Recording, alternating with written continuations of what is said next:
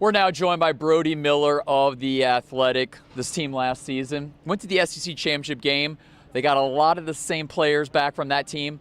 They got to be optimistic after watching the spring game that they can make another run this coming season. Absolutely. I think Brian Kelly talks a lot today about how, I think the key of today was how some of the guys who maybe were okay last year, you see them taking leaps. Your Noah Canes, your Kyron Lacey. So it's a group that both returns so many guys, so you know the floor is pretty high. But you add your Omar Spateses, you add your Aaron Anderson, all these guys, so you have more upside to it. It's a team that really should be one of the 5 or 6 best teams in the country this year if they can meet what they're capable of. Jaden Daniels, nearly perfect, only had 1 incomplete pass.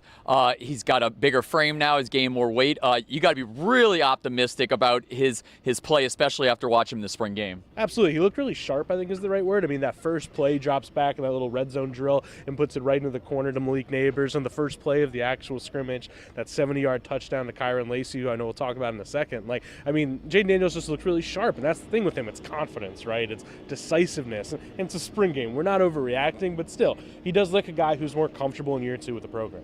And speaking of Daniels' play, could he not only be one of the best quarterbacks in the SEC, but maybe one of the better quarterbacks in the country if he keeps on this progression? If he keeps on it, absolutely. The thing with him is he is one of the most established quarterbacks in the country. He already is. The thing is, to your point, you look at the Ole Miss game, the Florida game, the Alabama games last year. Are those who he can be with a full season, or are those more the outlier? And I think it's possible he does take a huge leap. But at worst, he's a winning SEC quarterback. And it's all about the weapons you have around you. Malik Neighbors, Brian Thomas Jr., Kyron Lacey all shine in the spring game. Mason Taylor will be back in the fall. He's got a lot of, and Aaron Anderson transferring from Alabama. Yeah. So you got to like a lot of the options he has. He's got some firepower to throw to. Absolutely. And you mentioned Kyron Lacey. I think he's somebody that deserves a lot of attention today. I mean, he's normally somebody in the rotation, solid player, but he looks like he's really taking a leap this spring. A lot of people on staff have raved about him. And that 70-yard touchdown he had was a ridiculous one-handed highlight reel play. So him taking a leap with Anderson coming in, you're 4 or 5 deep of really good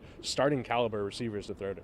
After the season ended, you really worry about the linebacker position, but now with Omar Spates and Harold Perkins playing linebacker, you got to be really excited if you're an LSU fan that they got some depth at the spot now. Yeah, there's a chance that front 7 can be one of the best in the country, especially when you add in Mason Smith back, Kai Wingo coming back. Because you're right, Harold Perkins, everyone's like, should he be inside, should be outside? He was blowing up plays in the middle. He was setting up sacks by other people by taking out the running back. Harold Perkins looks like a star on the inside, and you can see he's going to affect every play. Omar Spates is such a sideline-to-sideline speedy linebacker, and Greg Penn didn't even play, and he's a guy who's a 1.5-year starter. So, yeah, that front 7 could be one of the best in the country. All right, Florida State LSU will be right around the corner Labor Day weekend. Thanks again for your time, Brody.